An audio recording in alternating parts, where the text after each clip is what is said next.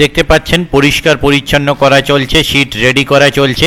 এই জলাশয় দেখে অনেকেই চিনতে পেরে গেছেন এই বিশাল জলাশয়টি কোথায়। রোজিনাস ক্লাবে সমস্ত মৎস্য শিকারী বন্ধু এবং ভিউয়ার্স বন্ধুদের স্বাগত।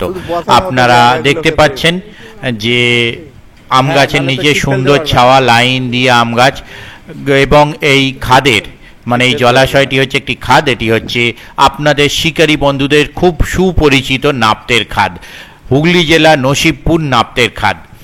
এটি একটি বিশাল বড় খাদ, কিন্তু এখানে সেই বিশালতা অনুযায়ী যে প্রচুর শীট করা হয় তা কিন্তু নয়।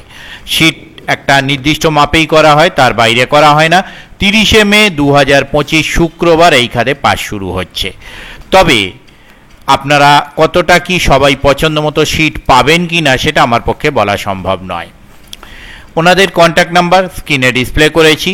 ওনাদের কন্ট্যাক্ট টাইম সকাল 8টা থেকে রাত্রির 8টা, এই সময়ের মধ্যেই আপনারা কন্ট্যাক্ট করবেন।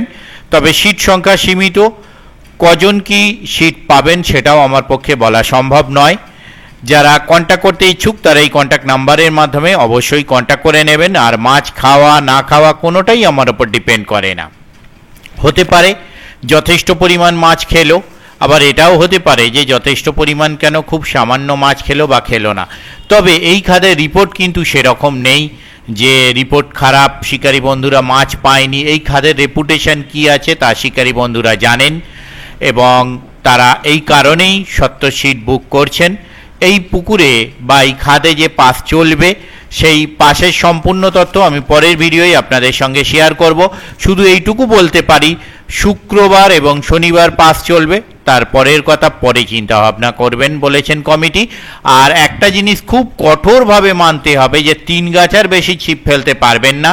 সিটে 4 গাছার বেশি ছিপ যদি সিটে থাকে তাহলে কিন্তু কমিটি অতিরিক্ত ছিপগুলি এনে অফিসে জমা করে রাখবে, এবং সেই ছিপের দায়িত্ব শিকারী বন্ধুরা যেহেতু অনেক থাকছেন, অনেক সিট অতিরিক্ত সিট আনলে একই জায়গায় ছিপ রাখলে সেই ছিপের কন্ডিশন কি হবে বা মিশে যাবে সেটা নিয়ে অনেক সমস্যা দেখা দিতে পারে। তাই আমি শিকারী বন্ধুদের বলবো, এটা আমরা জানি যে মাছ খেলে 2-3 গাছা ছিপ সামলানো যায় না, এটা খুব সত্যি কথা।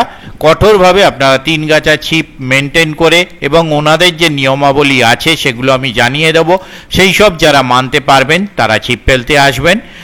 আর যারা যাবেন তারা অবশ্যই খোঁজ খবর নিয়ে বুঝে শুনে নিজের দায়িত্বে যাবেন। পুকুরে কীরকম কি মাছ আছে তার ভিডিও আমি আপনাদের সঙ্গে শেয়ার করে দেব, আপনারা জানতে পারবেন। দেখতে থাকুন নাপ্তের খাদের বাকি পরিবেশ পরিস্থিতি, আর ওনাদের কন্ট্যাক্ট নাম্বারে যারা দরকার তারা কন্ট্যাক্ট করে নেবেন।